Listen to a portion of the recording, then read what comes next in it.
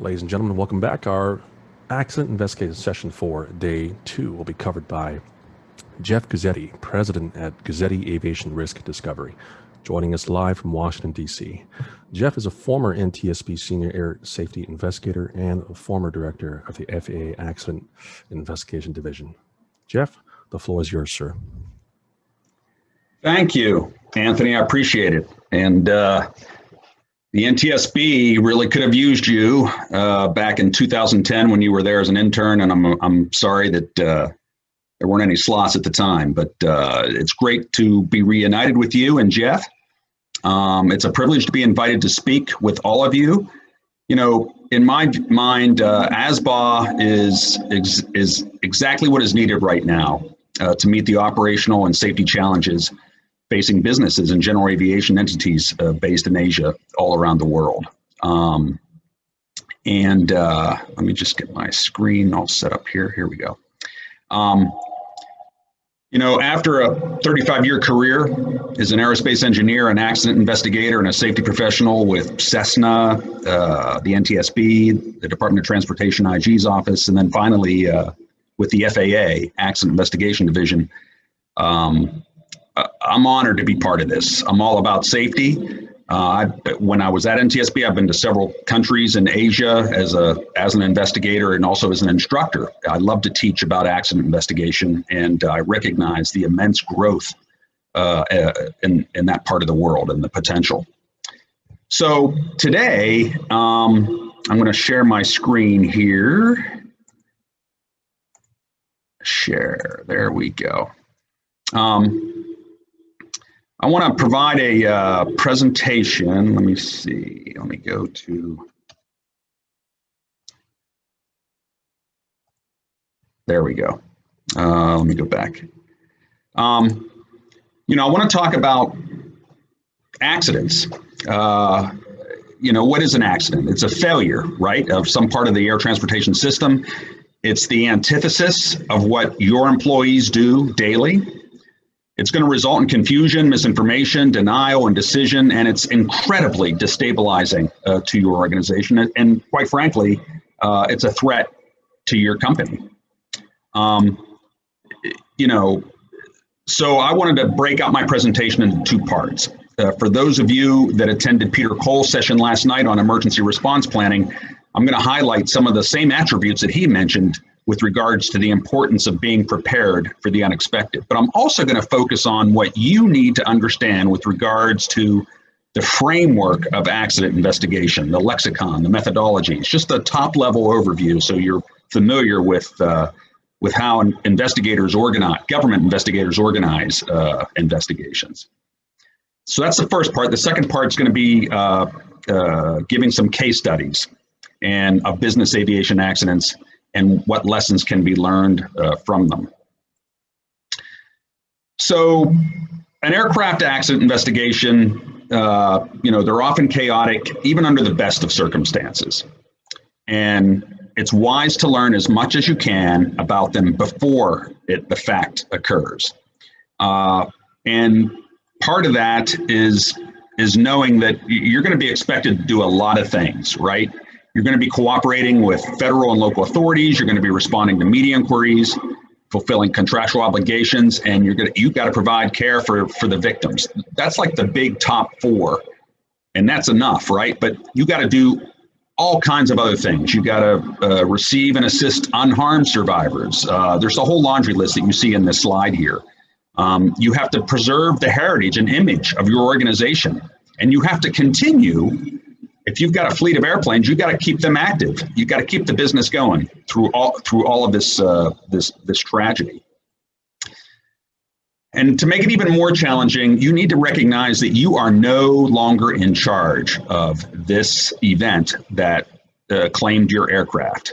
You know, the state basically is in charge, and anything they need from you, they want to get from you, and their goals might not be the same as your goals. So you just have to know that going in on this.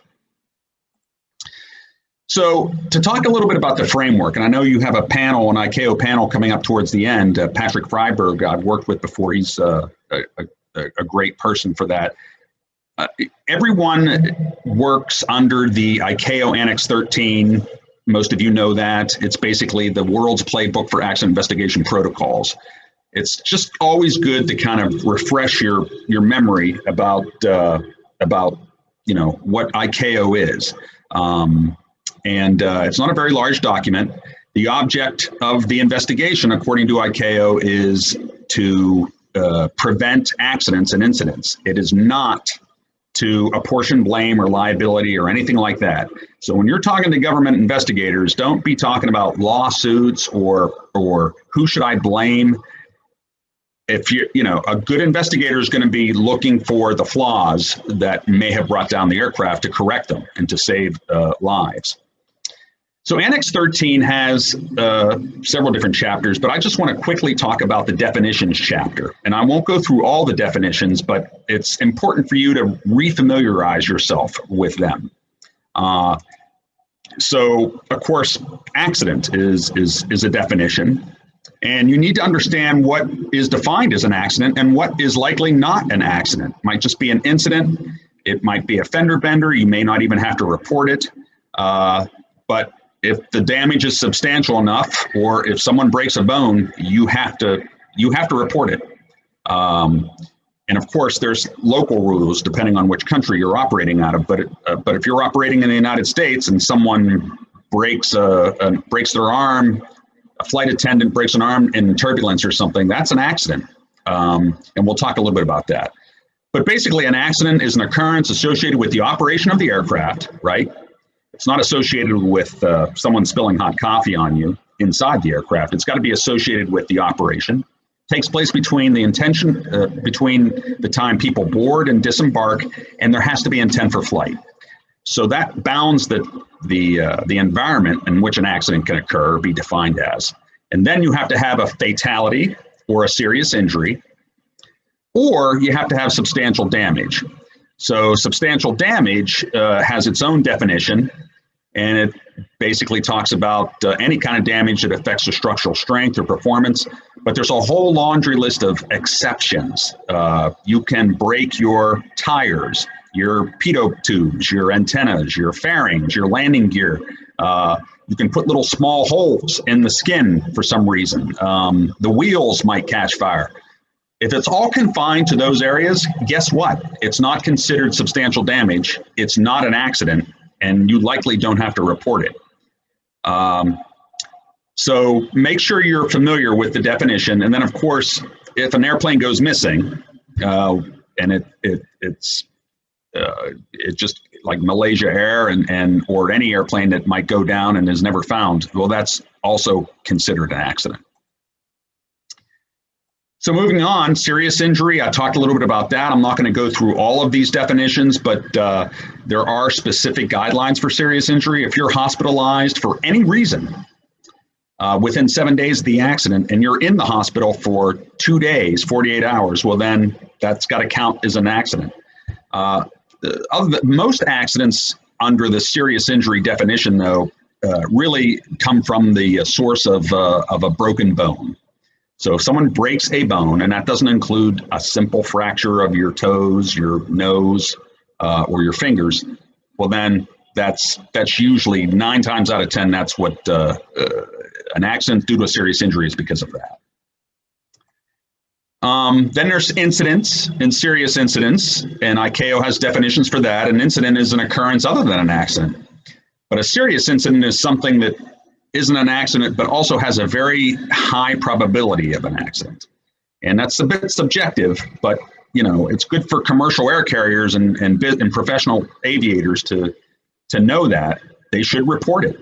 It's a reportable event. In fact, ICAO even has a long laundry list of, here's an eye chart. I don't expect you to read this right now anyway, but you know, there's certain things that ICAO says you need to report this. This is a serious incident, multiple malfunctions of one or more aircraft systems, flight crew incapacitation in flight, aborted takeoffs on a closed or engaged runway, failures of more than one system in a redundant system. So this is the way that the international aviation community collects data to say, boy, there's been a whole bunch of those in that particular model of airplane. We need to, as an industry, we need to attack that.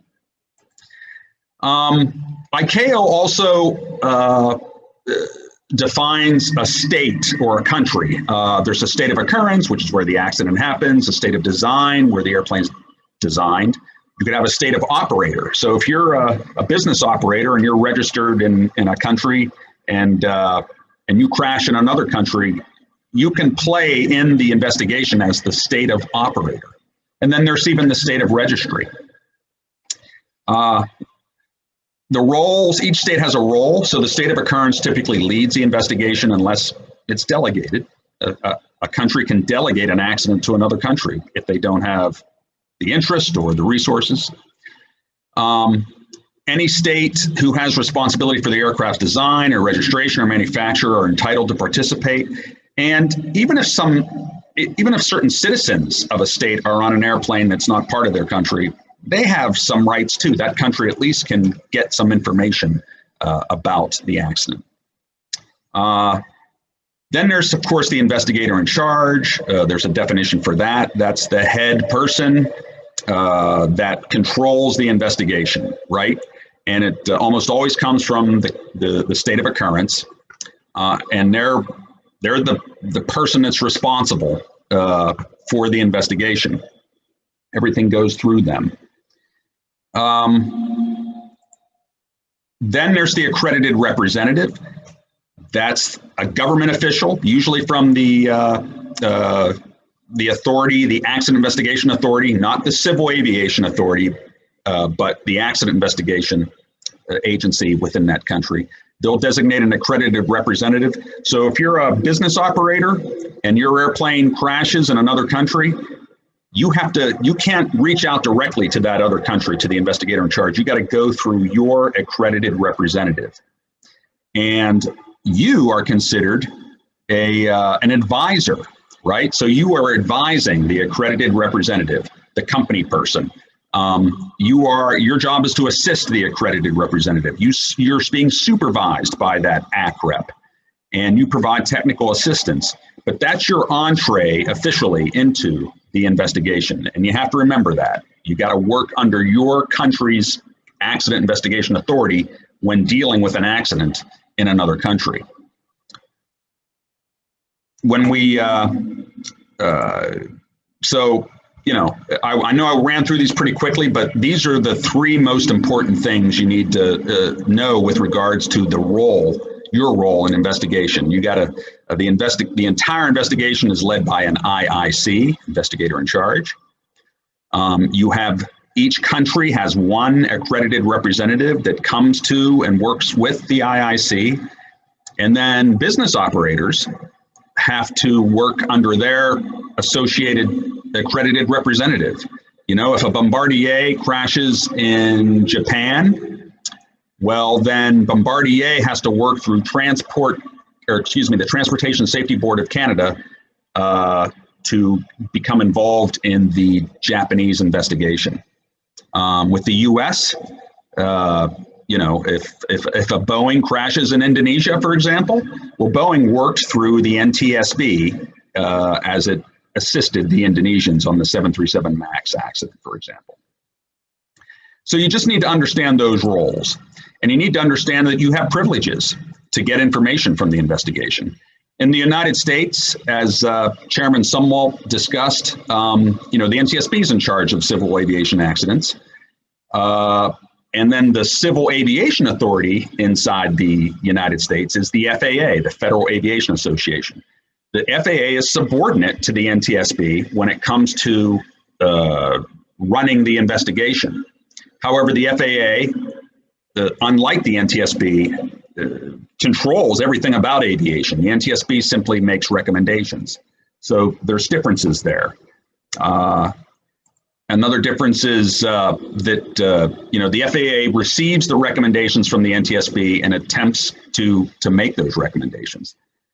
NTSB, like many countries, is a separate, independent aviation safety investigation organization. They're not concerned about regulation. they don't have the responsibility of regulating aviation. They're separate. They're independent. They can use that to be critical of or make recommendations for a civil aviation association. You just got to remember, whether you're in the United States or in any country, you got to abide by the rules of the investigator in charge. You shouldn't be talking to the news media. You shouldn't be giving out any information. All that has to run through the investigator in charge, that country. And you could be thrown off an investigation if you're not being productive. There's sometimes you're going to come across an investigation in a certain part of the country where they're not really playing by the rules, and it's frustrating.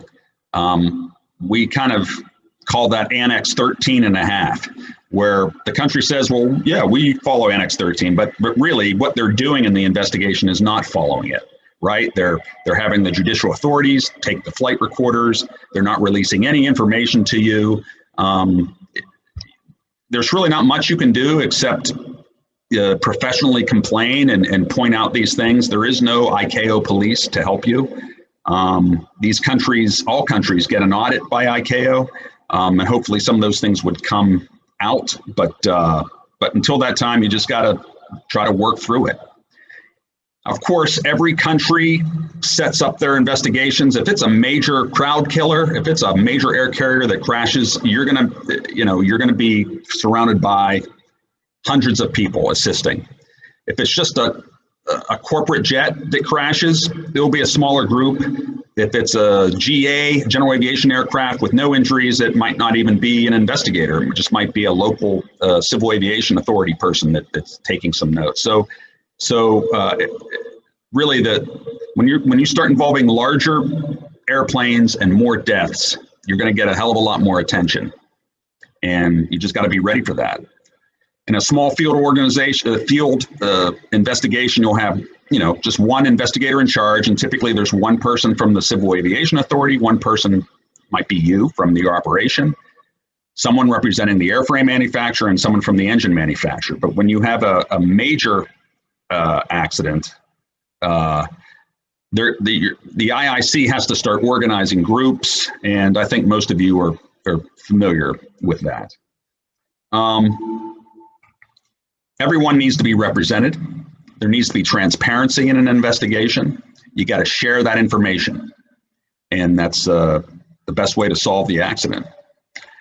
Now, if you got to choose who in your company, your business aviation organization, who's going to be the go-to person, who's going to play in this ICAO arena of accident investigation, who's going to be the advisor.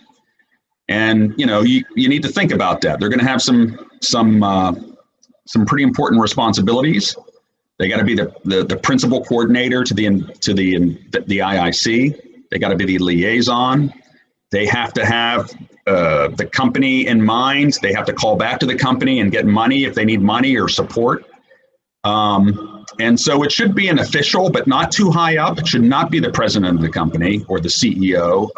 They're going to be busy with other things. It should be someone that's, and perhaps not just a new pilot either. It should be someone that's high up, but not too high up, be able to make decisions for the organization and have a technical background. You don't want lawyers or legal people involved. Again, ICAO Annex 13 talks about safety, not liability. An investigation usually has three main phases. There's the on-site phase, right? That's the most traumatic phase. The top photo there is the John F. Kennedy Jr.'s accident that I worked over 20 years ago.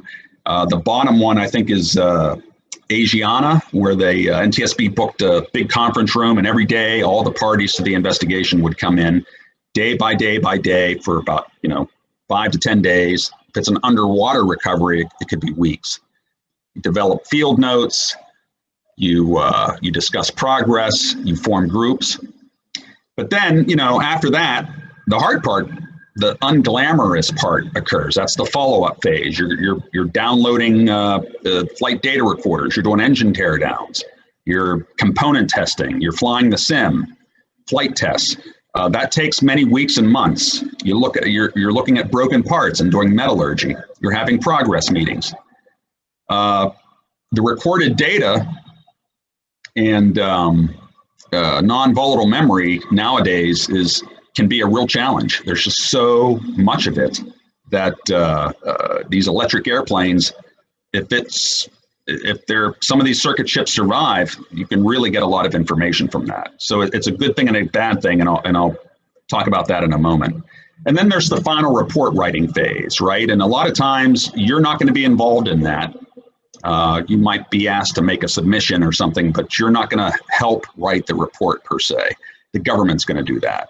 And they may have a public hearing, and then they release their report. So the timeline for a typical major investigation, it could be up to 2 years, right? Especially for a major airline accident or a complex business jet accident. Anywhere between 1 to 2 years, depending on what's happening and the complexity. Now, this is the last slide of my first part. There's a lot of good things online. I've got a whole laundry list of accident investigation cookbooks, how-to-it type things. A lot of them are from the NTSB, one's from the FAA. So there's a lot of resources out there for you to learn how an investigation is conducted. So part 2, I want to talk a little bit about case studies and some lessons learned. One of them, I was going to talk about the Gulfstream accident with the gust lock that Chairman Sumwalt talked about.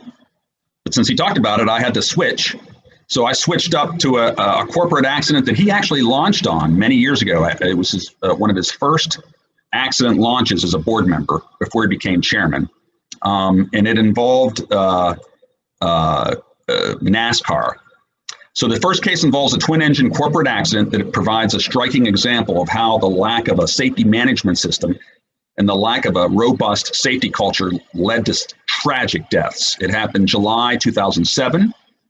It was a Cessna 310R twin-engine. It was part of a fleet operated by the National Stock Car Association that does the car racing. Its base is in Daytona Beach, Florida.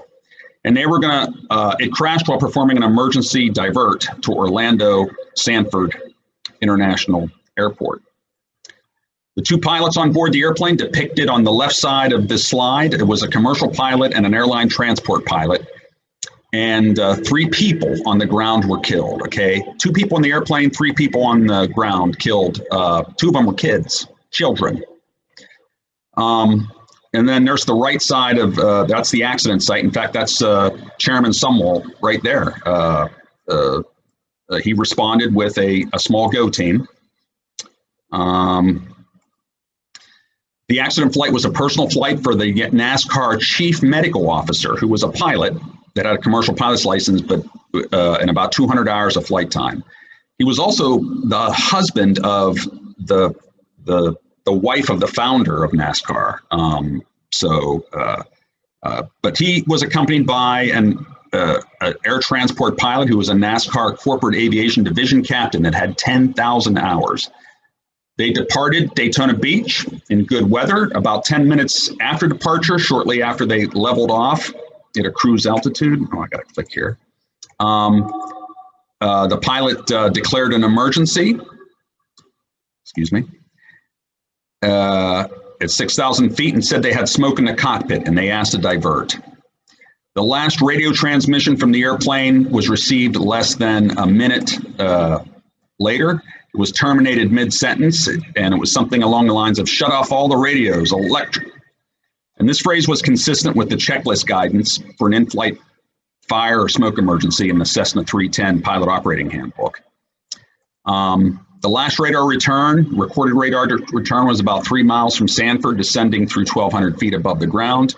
And several ground witnesses near the site said the airplane was very low, traveling at a high speed, and its wings were rocking. So here you see where it crashed. excuse me. This photo shows the main wreckage.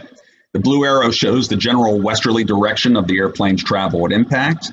The airplane was struck a row of trees on the edge of a residential area. It continued on to strike a palm tree that you can see there in the upper left-hand corner. The airplane grazed the northeast corner of a house and subsequently impacted 2 more houses, and those houses were on fire.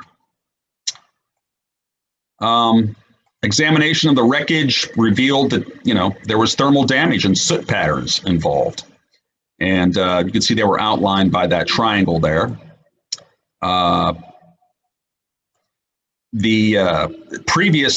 So before all this happened, on the previous day, on a flight day before the accident, a company pilot with NASCAR flew the airplane and said there was a burning smell associated with the weather radar system. So he turned it off, manually pulled the related circuit breaker, and wrote up the discrepancy, right? He said the burning smell went away. The pilot then flew the airplane for more than an hour to his destination and without further incident. While he was still airborne, he entered the radar discrepancy in the log. Let me see. So this was the discrepancy, and it was actually found in the debris of the wreckage the next day. And it basically says, smell of electrical components burning, pulled radar circuit breaker, smell went away, radar inoperative. Also, when the NTSB interviewed some folks, they said there was a discussion that occurred the day before the accident, the morning of the accident before they flew it. A mechanic said, we have a discrepancy with the airplane. And the pilot said, I know about the radar. I don't give a blank about that. I'm taking the airplane. So, this discrepancy form has 2 sheets. The pilot followed all the procedures. He left the white in the original binder in the airplane, which investigators found, and handed the yellow copy to the director of maintenance. Shortly after the airplane landed the day before and the discrepancy was reported, that company pilot, talked to the director of maintenance. They discussed the radar problem. The director of maintenance nor the pilot took any actions to ensure that the airplane was inspected, modified, or grounded. Instead, they agreed that even though it had an unresolved discrepancy, the airplane would remain available for the flight the next day. In that same meeting, the pilot agreed to telephone the ATP that was going to be flying with the lower time pilot on the accident flight. And the director of maintenance told him that the airplane would be okay and that the ATP should not turn on the radar. And based on interviews with NASCAR Aviation Division personnel, there was no evidence to indicate that the ATP, the transport pilot that was flying with the lower time pilot, they both died, was advised to leave the circuit breaker out. So based on these same interviews, there was no evidence to indicate that ATP considered delaying or canceling the flight. They just took it. The maintenance guy, the mechanic, did not examine the binder of the airplane. The ATP dismissed the radar as unimportant. The pilots accepted this airplane as is. The weather radar circuit breaker was likely reset during the flight. And, there were many things that occurred that broke the rules. You had to remove, in the United States, the airplane had to be removed from flight status. NASCAR had to examine the airplane to identify the nature of the scope of the problem and to determine if it was airworthy. NASCAR then had several options. As a minimum, if they determined that the discrepancy did not pose a hazard and did not otherwise render the airplane unairworthy, they were required to either remove or deactivate the component. They could have collared the circuit breaker, placard the component, and document the actions in the airplane's maintenance manual as required. So when you looked at the NASCAR organization at that time, and they've really improved since then, they had a lot of lapses. Forms weren't serialized or tracked or retained. The standard operating procedure guidance was totally different than the reality of the operation. There were no assurance that discrepancies would be addressed. In fact, even though the company pilot handled the yellow copy of the radar discrepancy right up to the director of maintenance, the director of maintenance was never able to find it or give it to investigators. And this evidence indicated that the day-to-day practices deviated from standard operating procedures. Let me see. So we had a low-time commercial pilot acting as the pilot in command. And this company did not have any safety management systems. Oh, there's my 30-minute clock, just a moment. So, excuse me. The safety board, made a statement about that. They said, SMS can help an operation. This is over 10 years ago. You all out there should know what the 4 elements of an SMS is. And it's, identify safety hazards, implement changes to maintain acceptable level of safety, continuously monitor, and continuously improve. You should all know that, like an elevator speech.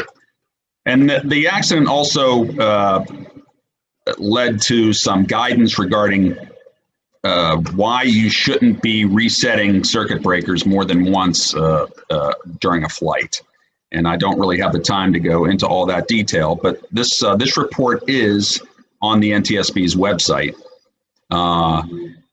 Pilots used to be taught to reset a circuit breaker one time to see if the tripping was just a nuisance fault. The theory was that the real problem would result in the circuit breaker tripping a second time. But that's, it's a fact that recent research has shown that heat generated at the site of wiring damage can further damage surrounding wires when the circuit breaker is reset, increasing the chance for a fire to occur. So you shouldn't reset a circuit breaker even once, because it was recognized in previous accidents like TW800 or Swissair about wiring and chafing, and but the general aviation community isn't aware of that as much as the Part 121 major air carriers.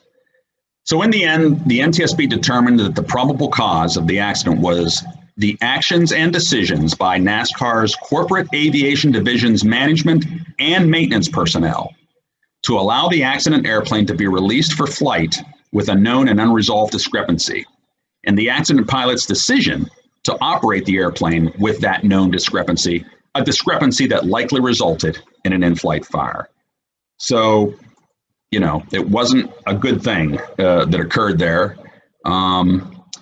Here's a second case study involving a helicopter air ambulance.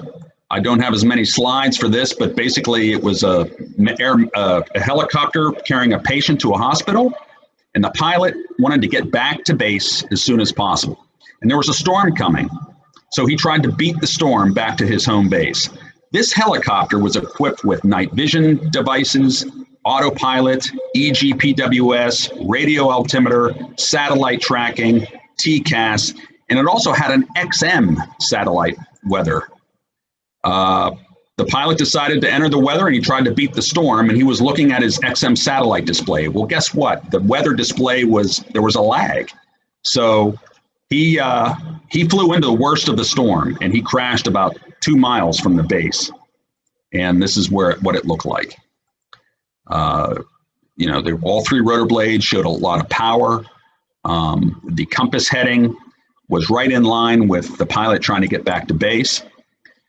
The probable cause was the pilot's decision to attempt the flight into approaching adverse weather, resulting in an encounter with a thunderstorm with localized instrument conditions, heavy rain, and severe turbulence that led to a loss of control.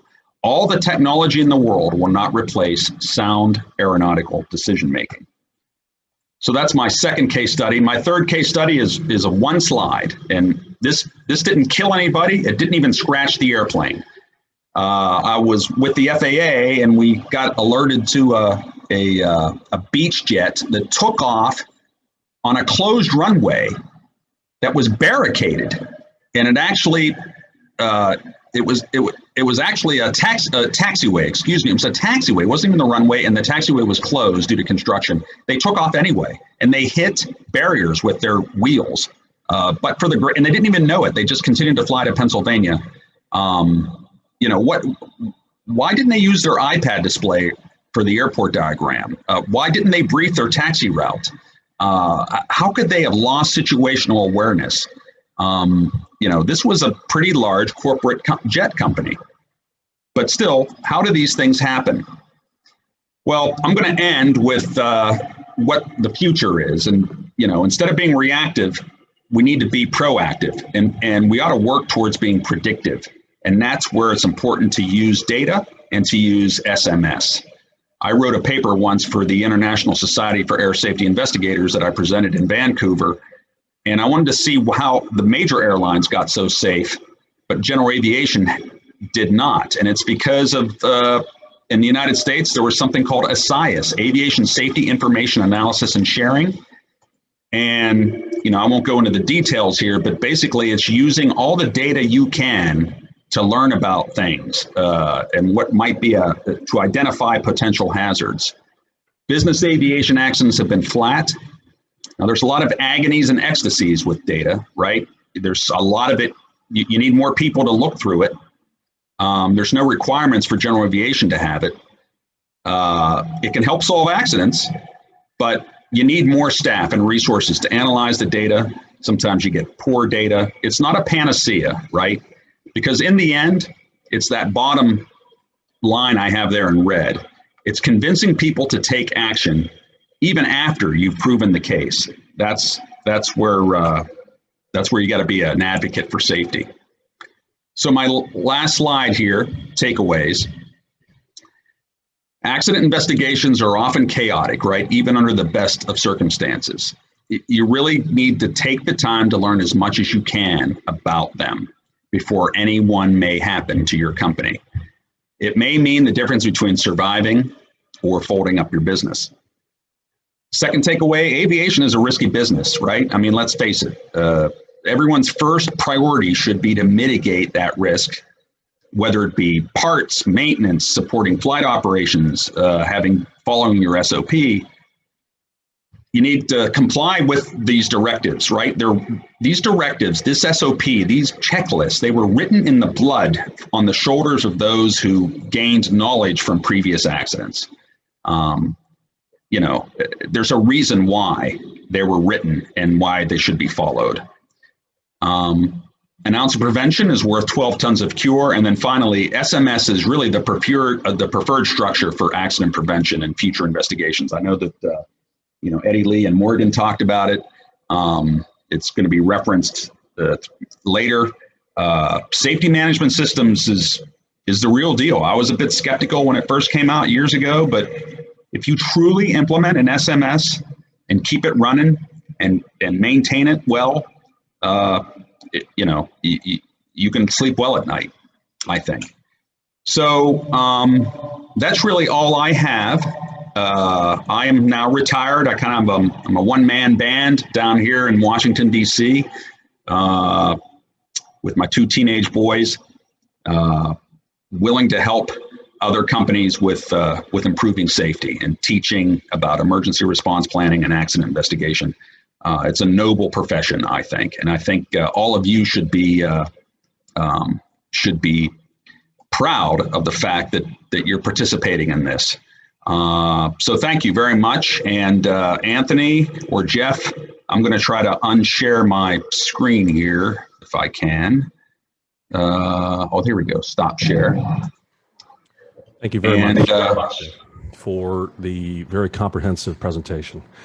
To me, this really ties in with what I pass by every morning at the entrance of the NTSB Academy. This was, I still recall, part of the motto that was etched on frosted glass at the Academy. It said, "From tragedy, we draw knowledge to improve the safety of us all." And, when a fatal accident occurs, it's too late for the victims, but it's not too late to draw and extract knowledge from those accidents and prevent those mishaps from happening again. At AsBAA, that's part of what we hope to instill through these events like this Virtual Safety Summit. If we have any questions for Jeff, feel free to submit them and we'll give that a minute. And thanks again, Jeff. Thank you. So Anthony, I'm looking at the chat line. Is that where I would see questions? Yes, sir. So far, these chat lines are showing questions from the previous sessions, I believe. Okay.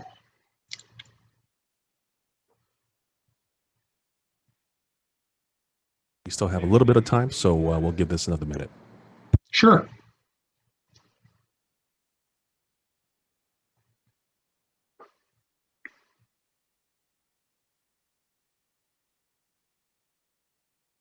Robert Sumwalt. I watched his last night, and he's watching mine right now. So thank you, Robert. He says, nice job. I'm not, I thought I was a pretty nerdy geek about safety investigations, but Robert Sumwalt, he beats me. He's written a book. He's all about aviation safety investigations and all the lessons learned, and he did a great job last night. So thank you.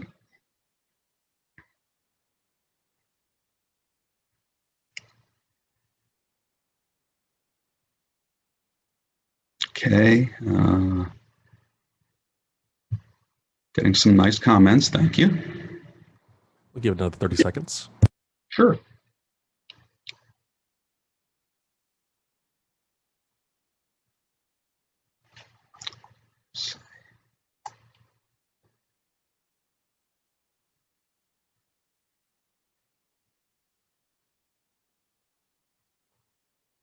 See, do I look? Yeah, okay, there we go. Yep, I think that's about it. We have a current question here that just popped up, Jeff. What services does your company provide? It asks. I'm kind of new to this whole thing. I've worked for the federal government or Cessna or the Department of the Navy. So it's only been about a year and a half. I provide expertise. I teach at USC. You might see my my banner there. I teach part-time accident investigation at the University of Southern California. I'm a part-time auditor for the Commission on the Accreditation of Medical Transport Systems. So 2 or 3 times a year, I'll go out with 2 or 3 people and we'll conduct an audit of these helicopter air ambulance to make sure that they're complying with those standards. And every now and then I'll get an odd job to look at a school bus company or a small unmanned aircraft system and say, hey, what are we doing things safely? How can we develop a positive safety culture? It's exactly what I want to do. I don't really want any big jobs because I'm enjoying my retirement and I'm raising my 2 teenage boys. I'm involved in Boy Scouts, but I want to keep my hand in aviation and take on these small jobs. I also love to write. I write a series for Aviation Maintenance Magazine, and every now and then NBC Network, it's been 6-7 months now since they've called me, but I'm a talking head for NBC News. But I tell you, aviation has taken such a backseat to COVID, as it should, I guess. But that's what I do.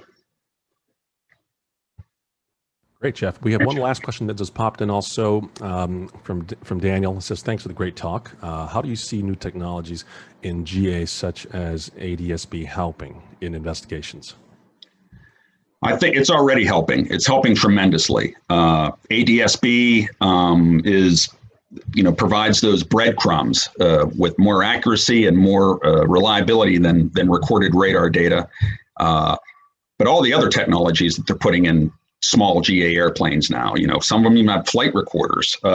There's an app you can use for your iPhone called GuARD, not my business, but it's called GAARD, where you could fly your Cessna around and then it beams up the data to the same system that the same company, MITRE, that the major air carriers have, but that's in the United States.